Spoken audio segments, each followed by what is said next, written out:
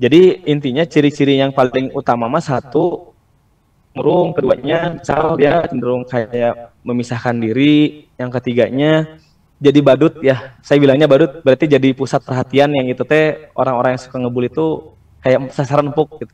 Sebenarnya bullying yang paling menyakitkan tuh selain verbal adalah pengucilan.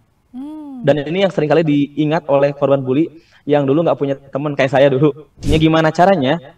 Angka bullying itu terus turun, meskipun ada aja yang namanya bullying itu luput dari perhatian para guru.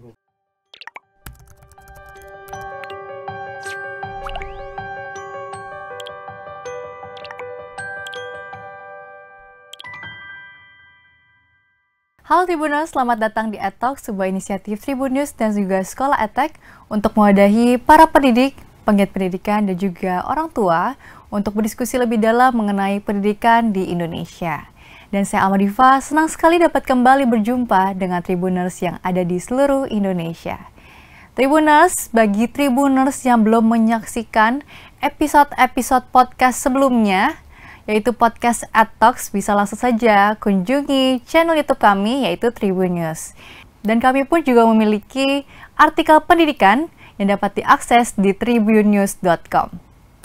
Baik Tribuners, tentunya pada kesempatan kali ini kami membawakan topik yang menarik, sebelumnya belum pernah kita bahas, dan bersama narasumber yang luar biasa pastinya.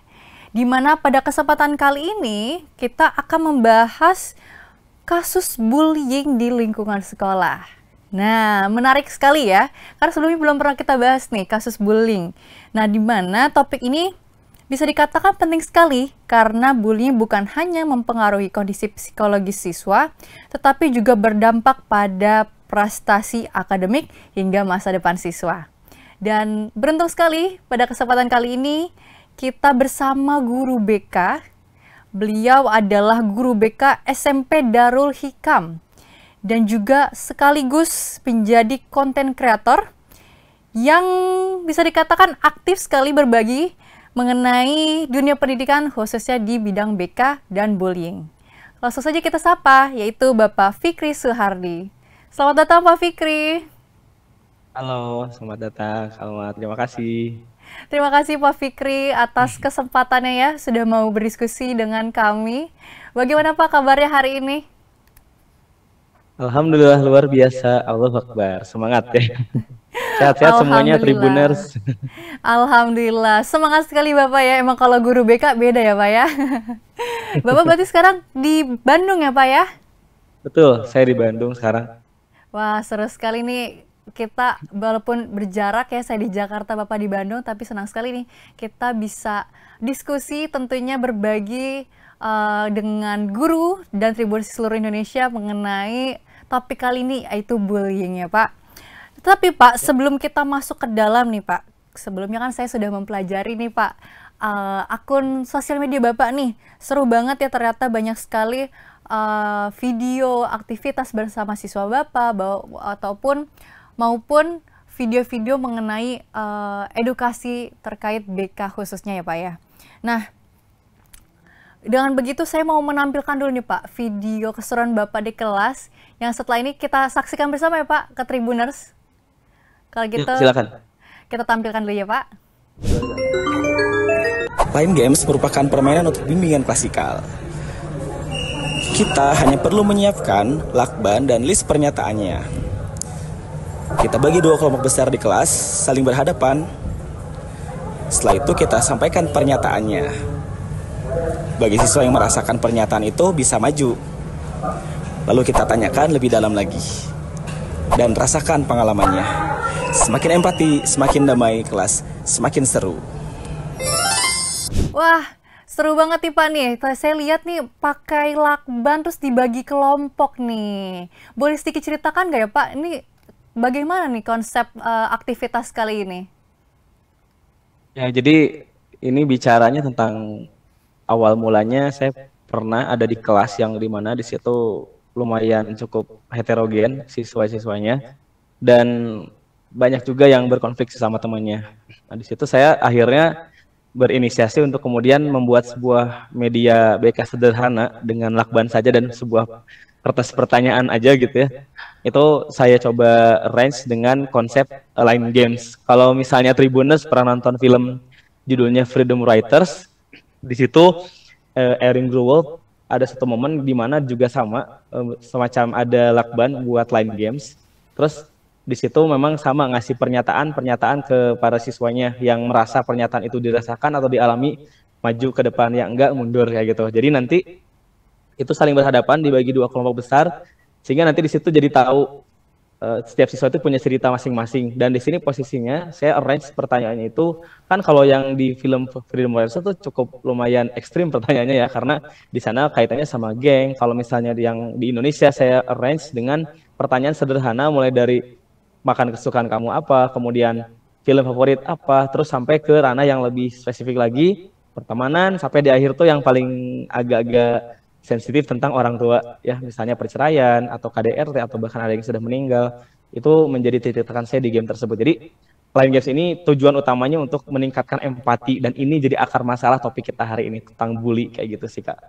Jadi siswa ini berkelompok tadi ya, kalau yang saya lihat dari video, berkelompok lalu menceritakan, menggambarkan bagaimana situasi keadaan mereka seperti itu ya Pak. Jadi mereka saling, jadi bisa dikatakan jadi saling mengenal juga kali ya Pak ya?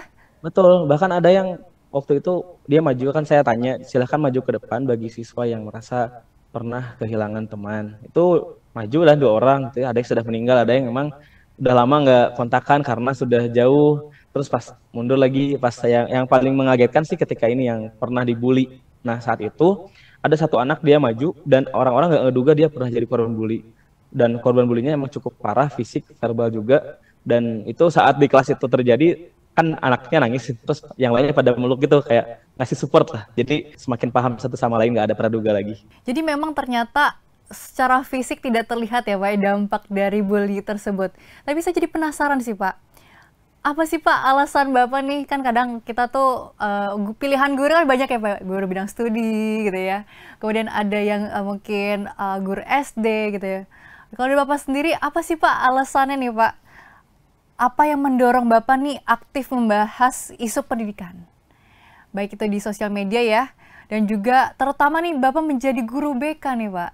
Kenapa sih Pak mau mendampingi siswa ini gitu? Jadi sebenarnya secara pribadi saya tuh nggak pernah kepikiran bakal jadi guru BK, karena dari SMP dan SMA saya punya dorongan untuk jadi musisi waktu itu. Saya sempat bikin band juga dan pengen kuliah jurusan seni musik. Tapi waktu itu naasnya saya nggak keterima kuliah juga, dan waktu itu posisi orang tua juga kurang mendukung. Akhirnya kepikiran lah mencari jurusan yang nggak ada matematikanya satu. Terus yang kedua mencari jurusan yang itu relate sama kehidupan. Nah waktu itu kan SMP SMA betulan saya suka jadi tempat curhatnya orang-orang yang galau gitu ya, yang habis diputusin sama pacarnya gitu. Itu biasanya ke saya, atau dia suka sama perempuan tapi bingung caranya gimana. Saya kasih tipsnya meskipun saya sendiri ya masih jomblo-jomblo aja gitu ya. Nah jadi itu memang jadi keingetan, oh saya berarti punya sebuah bakat nih buat ngedengerin orang curhat. Masuklah jurusan BK. Nah memang saat di BK sendiri diperdalam lagi karena saya punya pengalaman dulu jadi korban bullying waktu SMP. Jadi itu semakin mendorong saya untuk punya prinsip bahwasannya jangan sampai nih ada anak-anak yang dulu seperti saya yang juga jadi nggak pede buat tampil di depan, buat bisa nunjukin potensinya, buat bisa nunjukin apa yang kita bisa. Itu jadilah saya guru BK untuk bisa memotivasi mereka dan membuat mereka sadar bahwa mereka itu sangat berharga. Nah, apa yang kemudian melandasi saya ingin share seputar pendidikan atau BK, khususnya di jurusan BK. Ini yang jadi tekannya. Saya merasa bahwa ada satu masalah di Indonesia ini, yaitu tentang kesehatan mental, dan diutamakannya adalah di sekolah. Di sekolah kesehatan mental itu yang punya core-nya adalah BK sebenarnya. Karena kan kalau psikologi itu ada psikolog pendidikan, tapi kalau yang konteksnya pendidikan di sekolah itu punya peran utamanya di BK. Nah, masih banyak yang beranggapan bahwa BK ini polisi sekolah gitu ya. Jadi dianggapnya tuh tukang razia lah, terus agak galak, tukang menasihati, padahal sebenarnya BK ini sangatlah luas. Sifatnya tidak hanya soal menangani kasus, tapi justru itu preventif juga ada. Kita kayak misalnya contoh, kenapa tadi saya ngadain kayak line games pakai lakban gitu, itu kan sebenarnya upaya preventif ya. Kan bullyingnya saya nggak secara menyampaikan materi bullying, tapi secara tidak langsung saya mencegah. Gimana caranya anak sudah sadar bahwa harus sadar satu sama lain supaya nggak saling ejek dengan tahu cerita masing-masing temannya itu apa gitu. Nah, maka titik tekannya adalah ini kita lagi krisis empati. Belum lagi di media sosial kalau kita lihat ya, ada isu apa hajar gitu ya, prasangka, kemudian judgement, labeling, bahkan gak sedikit yang cyberbully. Nah, di situ saya terdorong untuk kemudian membagikan konten-konten yang itu sifatnya lebih ke arah tengah gitu. Jadi ke arah tengah tapi lebih suportif juga terhadap guru-guru, siswa terutama yang menjadi partner pendidikan di sekolah. Maka dari itu sebenarnya alasan kuatnya Indonesia ini butuh sebuah terobosan ya di Indonesia karena guru BK ini punya pengaruh besar terhadap kesehatan mental di sekolah seperti itu. Wah, luar biasa sekali ya. Ternyata berawal dari, bisa dikatakan, dari tidak lolos ya untuk masuk ke musik gitu ya. Ternyata Bapak jadi malah teringat, ternyata dulu saya suka jadi tempat curhat gitu ya. Ternyata sampai sekarang malah menjadi, bisa dikatakan, teman siswa kali ya Pak ya. Pendamping ya, utamanya untuk Ya, betul. untuk apa Betul. kasus bully tersebut. Menarik sekali Bapak, ternyata Bapak juga pernah Ya, menjadi betul. korban, jadi paham betul ya Pak perasaannya, dan semakin semangat juga ya Pak ya untuk menyebarluaskan. Ya. Keren sekali Bapak. Nah Pak, kita langsung masuk aja ya Pak, kita masuk ke sesi diskusi yang pertama nih Pak. Kan Bapak kan tadi juga cerita ya kalau guru BK tuh banyak tugasnya lebih luas gitu ya. Terus juga sekarang kasusnya lebih banyak, gak cuman bullying saat kegiatan secara offline, bahkan sekarang ada cyberbullying gitu ya Pak ya. Tapi sebetulnya Pak, masalah bullying ini gitu ya, apa sih Pak definisi bullying itu sendiri dan apa saja sih Pak bentuk-bentuknya? Jadi saya mau coba menjelaskannya dengan sebuah komparasi bullying, konflik dan kekerasan gitu ya. Nah, Baik. jadi kekerasan ini sifatnya tunggal. Jadi dia itu bisa contoh saya mukul teman, saya baru kenal nih, mukulnya baru sekali. Saya melakukan kekerasan gitu, kekerasan fisik.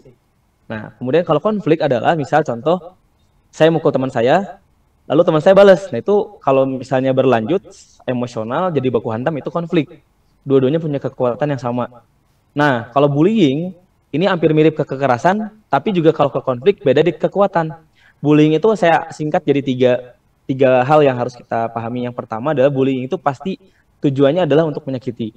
Yang kedua pasti berulang-ulang. Yang ketiga adalah ada penyalahgunaan kekuasaan atau penyalahgunaan semacam kekuatan yang ada di lingkungan yang kita tempati. Seperti contoh misal ada circle nih lagi musim kan ya. Sebenarnya udah dari zaman kita dulu sekolah, dari zaman dulu itu circle udah ada, klub-klub pertemanan tuh udah ada gitu. Hanya saja mungkin fenomenanya jadi semakin tajam karena circle hari ini semakin menonjolkan sisi-sisi dominasinya dibanding dulu mungkin yang sifatnya dulu emang ada circle ya, mungkin Tribuners juga mengalami di mana ada di sekolah itu suka ada nih kelompok-kelompok yang itu besar dominan gitu. Nah itu kan dulu mungkin nggak ngeh ke circle itu, tapi sekarang semakin dalam circle itu tidak hanya yang skala besar aja, bahkan skala kelas pun udah ada circle. Nah maka dari itu kalau misalnya ada circle yang menguasai dan dia jadi menyakiti orang lalu berulang-ulang itu udah masuk kategori bullying. Jadi sebenarnya nggak semua hal itu bisa disebut bully. Yang jadi masalah ada banyak sekali nih kasus-kasus ya di sekolah manapun biasanya ada pukul sedikit bilang aku dibully, padahal belum tentu itu dibully. Jadi harus jelas dulu kronologisnya seperti apa dan kita harus tahu dulu itu kronologisnya apakah sesuai dengan definisi bullying itu sendiri, seperti itu sih Kak. Baik Pak, berarti memang ada 3 klasifikasi ya, tadi ada kekerasan, ada konflik, dan baru ada bullying apabila sudah berulang. Nah, kalau dari Bapak sendiri, pengalaman Bapak ya, bentuk bullying itu sendiri yang paling sering terjadi di kalangan siswa itu apa sih Pak? Kalau kita bicaranya di Indonesia di kalangan siswa itu yang paling dominan tuh verbal, bullying verbal gitu ya. Ah, Dan ini juga jadi fenomena sekarang ya gitu, bullying verbal kayak ngejek-ngejek nama orang tua, ngejek-ngejek fisik, itu yang paling banyak itu fisik, ngejek fisik, kemudian ya ngejek-ngejek misalnya status sosial ekonomi, misal contoh ada orang tuanya yang kena kasus terus dihina terus gitu ya jadi bahan bulian, verbal rata-rata, karena itu yang paling mudah aksesnya gitu verbal tuh. Kan kalau fisik itu berarti dia harus punya kekuatan, dia harus punya dekengan atau mungkin dia harus secara fisik siap buat mengancam. Tapi ini di beberapa sekolah yang emang itu kentara ya, yang emang cukup dominan juga siswa-siswa yang secara fisik juga dia siap buat baku hantam gitu ceritanya. Kalau sosial, nah ini sebenarnya selain verbal, saya lihat sosial juga ini jadi hal yang emang cukup mengganggu. Karena nggak sedikit bullying sosial tuh muncul dari gosip. Mungkin dulu Tribuners ya, saya yakin Tribuners pasti pernah dapat isu di sekolah, misal, jangan deketin si ini mah orangnya A B C D F G gitu. Kita percayalah, terus kita jauhin, padahal kita nggak dulu itu gimana kenyataannya seperti apa. Akhirnya apa? Dikucilkan lah temannya itu. Jadi akhirnya dia pindah sekolah, akhirnya jadi korban bully. Kan sebenarnya bullying yang paling menyakitkan tuh selain verbal adalah pengucilan. Dan ini yang seringkali diingat oleh korban bully yang dulu nggak punya teman kayak saya dulu. Saya pernah juga di posisi pengucilan gitu. Saya juga pernah ada siswa dapat posisi pengucilan. Jadi dia pengucilan di sekolah lamanya, saat masuk sekolah yang di sini saya ubah dan dia mau untuk berubah, akhirnya mendorong akhirnya bisa berteman sama yang lain. Jadi verbal ini yang masih dominasi di Indonesia. Kalau misalnya termasuk cyberbullying, kan itu cyberbullying itu verbal versi digital ya. Gitu, dengan mengancam, dengan misalnya kata-kata diketik. Dan saya juga baru aja beberapa minggu yang lalu itu ada kasus cyberbullying yang dimana pakai akun palsu mengintimidasi, kemudian menggunakan nama teman siswa di situ dan mengakunya anak siswa sekolah di sini. Akhirnya itu, nah kan pasti kita jadi kaget ya awal-awal gitu, tapi lama-lama kita paham polanya seperti apa. Jadi memang yang paling dominasi itu di verbal. Fisik ada, tapi memang itu cukup tersembunyi ya. Fisik ini emang agak tricky, makanya kenapa di setiap sekolah itu diusahakan ada CCTV. Minimal di sudut-sudut tertentu yang itu rawan gitu.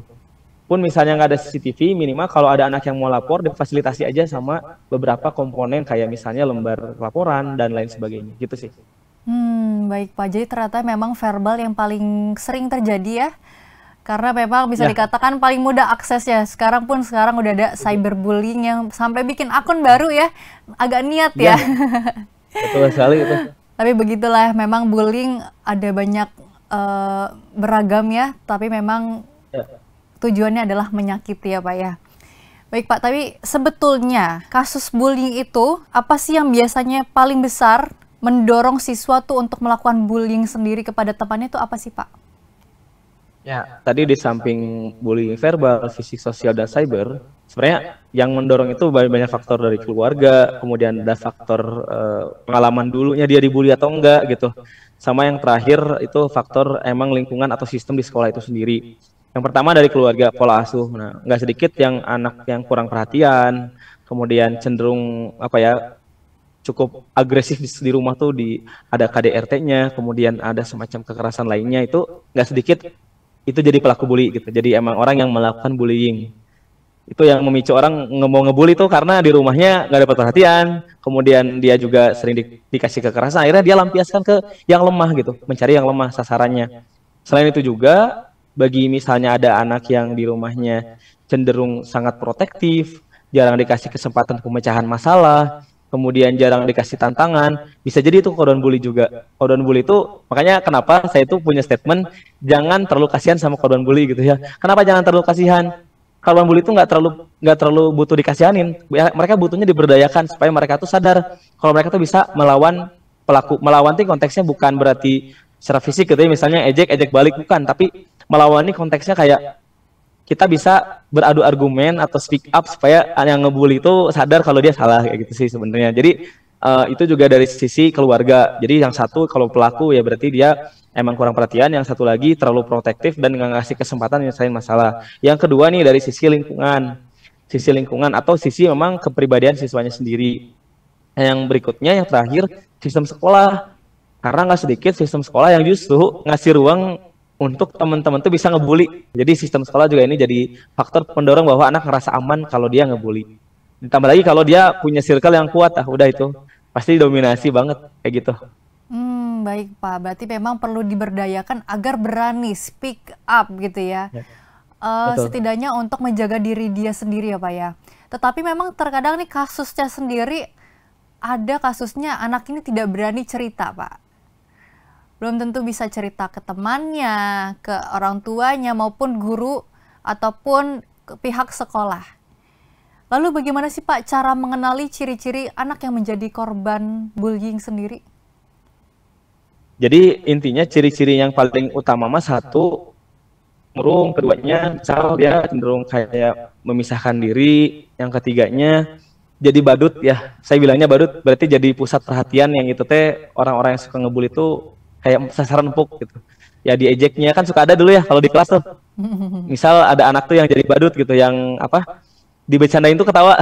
Ya ada ya kayak gitu. Iya, iya. Nah, itu sebenarnya jangan dikira seru-seruan dan dia ngerasa nggak baper, justru dalam memorinya itu dia makin lama makin memvalidasi, makin oh iya ternyata saya tuh kayak gini gitu. Makinlah identitasnya seperti itu.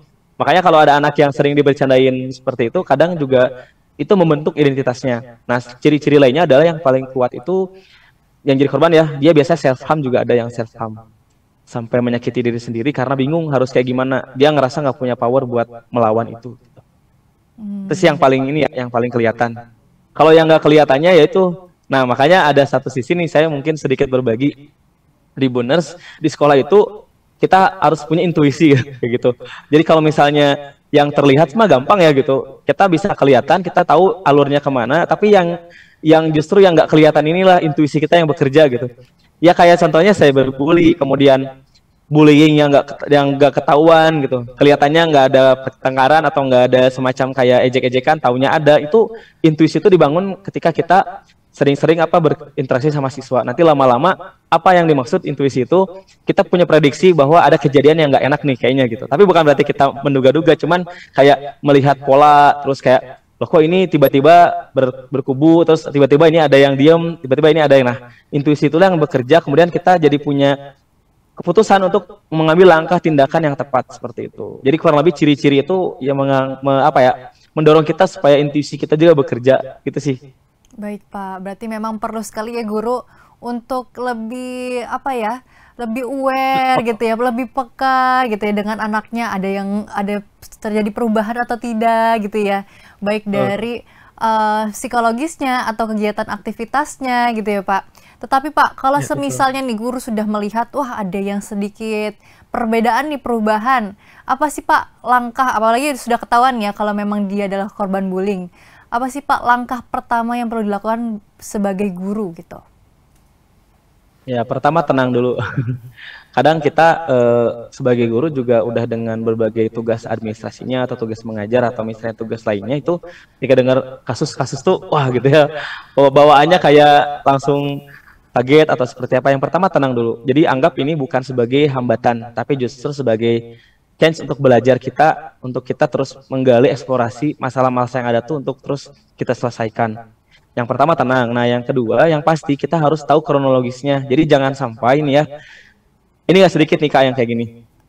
Ketika udah A lapor, guru percaya, B-nya dipanggil langsung dihukum. Nah itu yang kadang bikin kita jadi ngerasa nggak fair di sekolah itu, karena guru nggak ngasih ruang buat anak bisa bercerita. Nah maka dari itu memang posisinya kalau kita udah tahu ciri-cirinya kelihatan, nah kita tenang dulu, kita tahu kronologisnya. Yang ketiga nih baru kita ambil buat strategi. Misal apakah akan ngobrol dulu sama yang A, ngobrol dulu sama yang B, atau nanya ke saksinya atau bystandernya.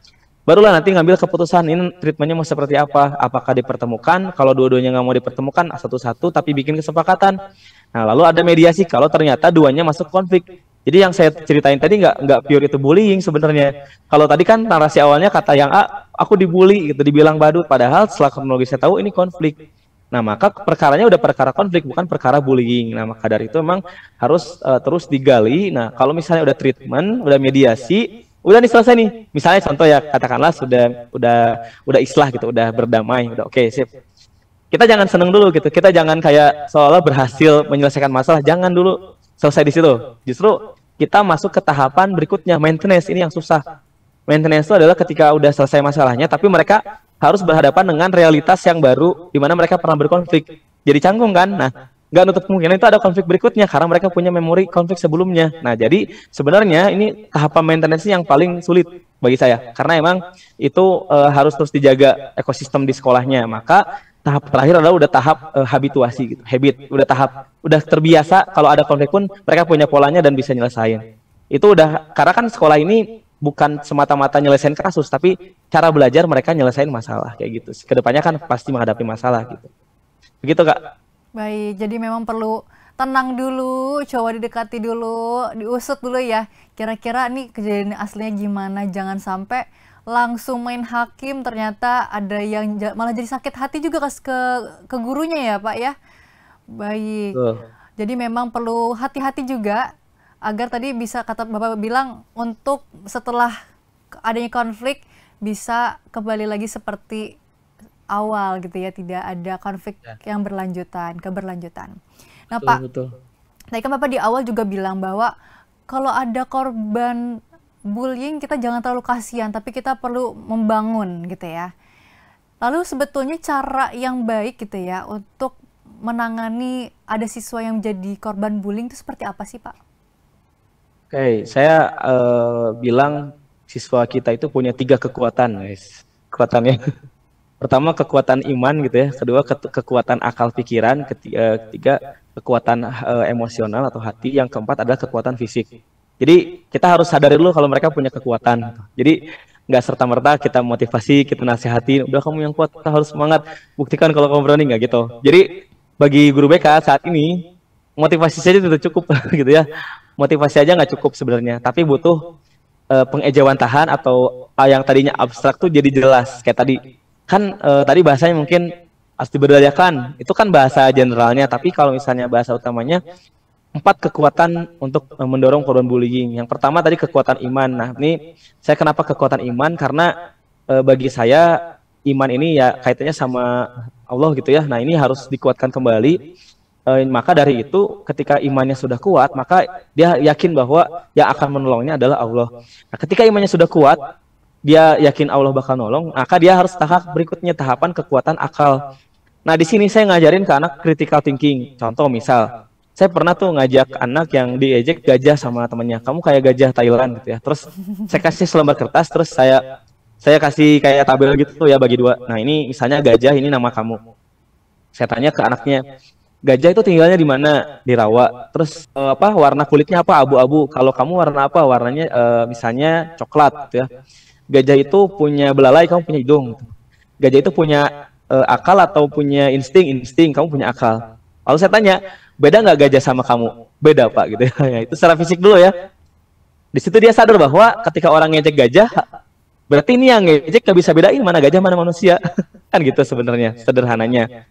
Lalu masuk ke tahapan yang kedua, yaitu tahap saya sebutnya reframing. Jadi kan framing gajah itu fisiknya gede, akhirnya orang gemuk dibilang gajah. Nah dengan reframing itu ingat mungkin Tribuners tahu lagu Tulus ya, judulnya Gajah gitu. Di situ Tulus karena pengalaman pribadinya juga, dia ada satu lirik yang bagi saya berkesan banget. Kau temanku, kau doakan aku punya otak cerdas. Itu sebenarnya kan itu semacam penggambaran bahwa gajah tuh cerdas gitu. Nah ketika temennya ngejek dia gajah, maka temannya ngedoain supaya dia jadi orang yang cerdas kan gitu. Jadi reframingnya Tulus ini berarti tadinya gajah itu dianggapnya negatif karena fisiknya gede, tapi di reframing jadi gajah yang cerdas dan daya ingat yang sangat kuat gitu. Jadi reframing ini penting banget supaya anak tuh bisa sadar. Nah, itu yang akal. Yang ketiga ini di emosional atau hati. Nah, tanya terus perasaan-perasaan anak-anak sekarang. Anak-anak sekarang kalau ditanya gimana perasaannya hari ini, B aja. Nah, itu B aja ini saya nggak akan puas dengan jawaban B aja. Saya akan tanya lagi. Oke, kamu jawabannya B aja. Tapi kalau misalnya tadi kita tarik ke belakang, bangun tidur, kamu gimana rasanya? Seger Pak gitu. Gimana ada perasaan kayak oh, bersyukur hari ini masih hidup. Iya Pak, dipikir-pikir iya juga ya, saya bahagia juga kalau dikasih hidup kan gitu. Jadi jangan puas di jawaban pertama kayak B aja gitu. Itu harus kita gali, kayak sedih, digali lagi aja, digali. Jadi jangan ragu buat ngegali. Nah, yang terakhir itu kekuatan fisik. Nah, ini bukan berarti baku hantam ya, tapi anak sekarang tuh harus diajarin cara gimana caranya fisiknya terus bergerak, ya olahraga, ya workout, ya misalnya dia jalan kaki supaya apa? Kan kalau kita olahraga tuh hormon endorfinnya ya terus terproduksi, maka dia secara semangat gitu ya, terus produktivitas, kemudian dia juga mungkin secara kreativitasnya akan meningkat, itu juga harus terus ditekankan. Maka kalau misalnya mau memberdayakan korban bullying, kita harus sadari dulu kalau mereka punya 4 kekuatan itu. Mungkin gitu sih Kak. Wah, menarik sekali ya. 4 kekuatan tadi harapannya bisa diaplikasikan juga nih para guru-guru ataupun Tribuners yang menyaksikan. Jadi kalau misalkan ada yang menjadi korban bullying di sekitar Bapak Ibu, bisa melakukan cara tersebut ya Pak ya. Nah Pak, Ya, betul. Kalau kita tadi udah bahas tentang penanganan kasus bullying sendiri, sekarang kita bergeser nih Pak, bahwa memang ada namanya cara pencegahan pastinya. Dimana Kemendikbudristek sendiri juga pernah mengeluarkan buku saku pencegahan bully. Yang artinya kasus bully ini masih sering terjadi ya Pak, dan tentunya memerlukan perhatian. Nah, tetapi akan lebih baik lagi jika bisa dicegah dan tidak perlu sampai terjadi gitu. Nah, menurut Bapak sendiri bagaimana sih Pak caranya sekolah dapat menciptakan budaya yang aman dan juga kondusif agar bullying ini tidak berkembang di sekolahnya, seperti itu Pak? Oke, baik, terima kasih. Saya mau coba berstatement dulu ya sebelum saya lanjut ke solusinya atau bagaimana jawabannya. Pertama adalah kalau misalnya ada sekolah yang misalnya kan sekolah saya pribadi nih di SMP Darul Hikam tuh campaign adalah zero bullying. Kalau kakak menilainya apa zero bullying? Berarti tidak ada bullying kali ya? Nah gitu kan rata-rata jawabannya, oh nggak ada bully di sekolah ini. Nah padahal sebenarnya misinya bukan itu, bukan nggak ada bully di sekolah, tapi misinya gimana caranya angka bullying itu terus turun. Meskipun ada aja yang namanya bullying itu luput dari perhatian para guru. Karena gini, sebenarnya kan tadi saya bilang ya, bullying itu ada yang kelihatan, ada yang nggak kelihatan. Nah ini yang nggak kelihatan ini yang misalnya pengucilan, kelihatannya adem-adem padahal dia mendem. Kan saya pernah dapat siswa konseli gitu ya. Dia kalau dari SD tuh dipendem, dari kelas 1 SD baru cerita kelas 2 SMP. Kan artinya nggak bisa kita menilai bahwa ketenangan itu berarti tidak ada masalah gitu. Justru bisa jadi ketenangan tuh ini ada sesuatu nih, kok bisa seusia remaja yang semestinya mungkin dia punya gejolak emosi tapi dia mendam gitu. Kita harus gali. Nah, maka solusinya gimana caranya biar sekolah ini kondusif, kemudian amannya sama. Saya juga lagi belajar di sekolah saya sekarang bersama dengan guru-guru. Yang pertama adalah karena sistem inilah yang nantinya akan berpikir dari A sampai Z, kemudian memprediksi kalau A gimana, kalau B gimana. Maka sistem ini diutamakan. Udah ada peraturan dari kementeriannya, kita tinggal menyederhanakan. Nah, kalau di sekolah saya itu disederhanakannya jadi SOP gitu. SOP pencegahan dan penanganan perundungan di sekolah. Dari mulai ini, yang pertama disepakati itu bukan tentang cara nanganin bullyingnya, bukan tentang gimana tips-tipsnya, bukan, tapi definisinya dulu samain nih persepsinya. Guru, orang tua, dan siswa samain dulu nih persepsinya. Kalau bullying itu apa gitu, jangan sampai apa-apa disebut bully gitu kan sekarang gitu ya gitu. Orang tua tuh saya dibully sama ini gara-gara. Nah, ini saya cerita anak saya pribadi di sekolah. Jadi anak saya tuh cerita diejek sama temen, ada semacam kayak heureuy gitu, bercanda di towel gitu, disentuh-sentuh sama temen. Nah kan anak saya bilang gitu, ya diejek. Kalau saya nggak punya pemahaman yang sama dengan istri, maka saya bisa aja bilang, waduh nih bully, lapor ke sekolah gitu. Sekolah juga mungkin sama gitu menerjemahkannya kalau itu bullying. Terus akhirnya apa? Anak saya dibela, temennya malah nggak dibela, padahal ini bisa jadi misalnya bercandaannya mereka berdua yang berujung konflik misalnya gitu, karena dua-duanya saling ngejek. Jadi pertama harus sama dulu persepsinya, definisi bullying itu apa. Yang kedua ada komitmen bersama bahwa bullying ini bukan tugas guru BK aja penanganan pencegahannya, tapi tugas bersama. Karena nggak bisa tuh kita itu mengandalkan satu guru aja, guru BK. Nah kan sibuk kan gini misalnya, Pak kan guru mapel tuh ngajarin mata pelajaran gitu, kita berat juga kalau ngurus bullying. Bapak Ibu, saya bilang, Bapak Ibu nggak harus ngurusin teknisnya, Bapak Ibu cukup aja kalau ada yang laporan, sampaikan ke kami gitu. Jadi intinya jangan sampai gitu, ketika ada laporan tuh diabaikan, dianggap bercanda, atau Bapak Ibu udah pusing, lempar aja tapi jadi penyambungnya gitu. Seperti itu, dan kita menjadi corong gitu, dari mana kalau anak itu curhat kita siap mendengarkan. Nah itu yang ketiga. Nah yang berikutnya baru ke tataran teknis. Bullying verbal, penanganannya seperti apa, cyber gimana, sosial gimana, sampai ke tataran teknis. Sistem yang pertama. Yang kedua adalah SDM. Nah SDM ini kan ada di lingkungan sekolah itu ada guru, kemudian ada kepala sekolah, ada karyawan, ada caraka ya, ada yang security, orang tua, masyarakat, dan siswa.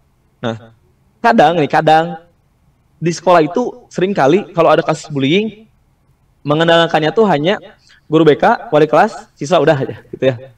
Tapi lingkungan tuh nggak disoroti. Kayak misal, contoh saya kalau ada beberapa kejadian bullying, nanya ke satpam kadang. Pernah lihat nggak sih ini ngumpul gitu di mana? Itu informasi kan. Jadi yang namanya kasus bullying itu nggak serta-merta tentang yang sudah terjadi, tapi gejalanya juga harus kita telusuri. Makanya ada upaya preventif. Nah, selain itu juga lingkungan fisik sekolah, kayak misal ada spot-spot buat mading gitu ya, buat awareness-nya, biar orang tuh ketika masuk sekolah vibes-nya udah vibes anti bullying gitu, karena misal poster-posternya tuh kayak menyadarkan anak supaya menjaga lisan gitu ya. Kemudian ya misal contoh dengan quotes yang positif ya, saya percaya Anda adalah orang baik, maka jagalah perkataan Anda, jangan sakiti hati teman Anda. Berdamailah di sekolah ini. Kita kan adem ya, maksudnya pembawaannya nggak menghakimi, tapi juga mengajak supaya mereka sadar gitu. Itu sih, jadi sistem kemudian lingkungan sampai ke tataran SDM-nya itu perlu dikolaborasikan supaya preventifnya ini bisa terjaga. Maka kasus bullying itu akan tertekan gitu. Jadi nggak sampai angkanya tinggi, tapi ada, tapi terselesaikan gitu sih sebenarnya. Karena kan setiap tahun itu kan siswa tuh ya bergantian gitu. Tiap tahun itu ganti-ganti siswa kan, inputnya baru, latar belakang keluarganya baru, nggak bisa kita samain gitu. Begitu sih Kak. Baik Pak, jadi memang totalnya ada 3 ya Pak ya?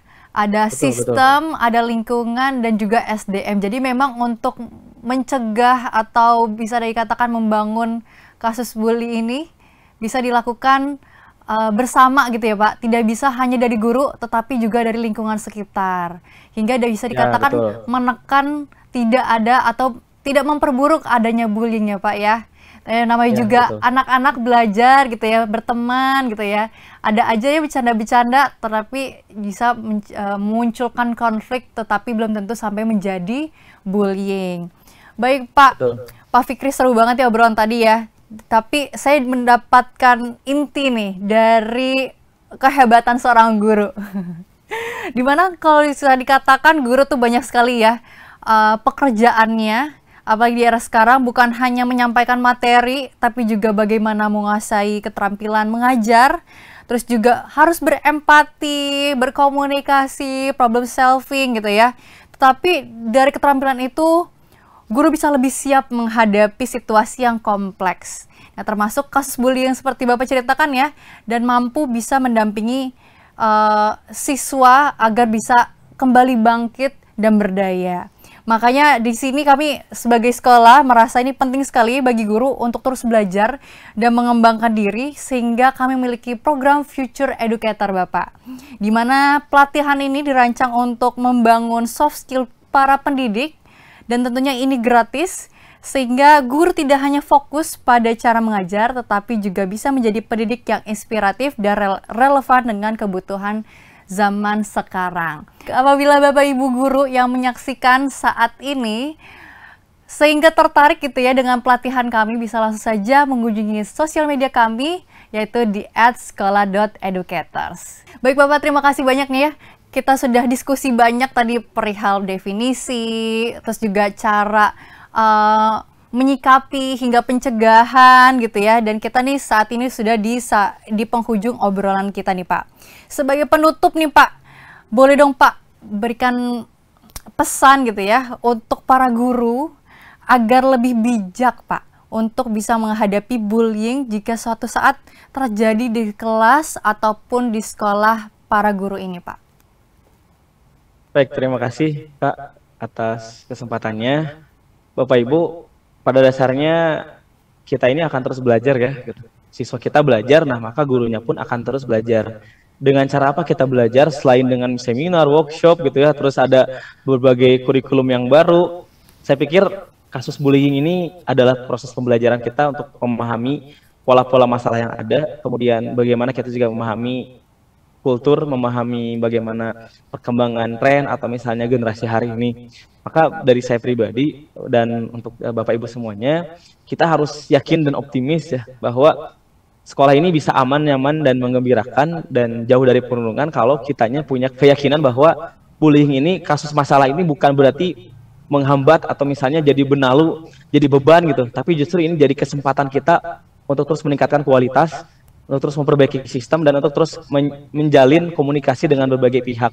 Karena kalau misalnya dengan adanya kasus kita jadi santai atau kita nggak ngerasa ini adalah masalah yang besar, maka kita jadinya ya nggak terlalu serius menangani hal ini. Maka seriuslah terhadap berbagai kasus yang ada. Jangan pernah anggap remeh berbagai kasus meskipun itu kelihatannya kecil. Jangan pernah anggap itu sepele, tapi selesaikan, tuntaskan dengan cara-cara yang terbaik. Pun kita mengalami kesulitan atau misalnya kita ngerasa stuck dan gitu-gitu aja, mintalah pertolongan, mintalah bantuan kepada yang lebih profesional lagi, dan terus meningkatkan kapasitas diri kita supaya nantinya ke depan apapun yang terjadi kita sudah siap dengan berbagai masalah yang ada, sehingga kesempatan belajar kita akan terus berkembang sampai akhir hayat nanti, karena itulah titik terakhir dari kita mengenyam pendidikan di dunia ini. Terima kasih. Terima kasih banyak Pak Fikri, luar biasa sekali nih pesannya. Semoga diskusi kita kali ini tentunya bisa memberikan inspirasi untuk para guru, orang tua maupun juga khususnya guru BK ya Bapak ya. Dan tentunya harapannya bisa menekan jumlah korban bullying yang terjadi di sekolah ya Pak ya. Amin. Baik, sekali lagi terima kasih Tribuners yang sudah menyaksikan. Kembali saya ingatkan bahwa apabila Bapak Ibu ataupun Tribuners yang ingin mencari tahu ya konten-konten menarik Pak Fikri, bisa langsung saja kunjungi sosial media Pak Fikri, yaitu di @fikri_suhardi. Dan untuk Tribuners yang belum menyaksikan episode podcast sebelumnya, bisa langsung saja kunjungi channel YouTube kami Tribun News dan juga artikel kami di tribunnews.com. Dan jangan lupa untuk Bapak Ibu yang tertarik dengan konten-konten edukasi kami dan pelatihan gratis untuk pendidik, bisa langsung saja kunjungi sosial media kami di @sekolah.educators. Baik, Pak Fikri, sekali lagi terima kasih banyak, dan juga Tribuners yang sudah menyaksikan. Sampai jumpa di episode Talk selanjutnya. Terima kasih. Download Tribun X sekarang, menghadirkan lokal menjadi Indonesia.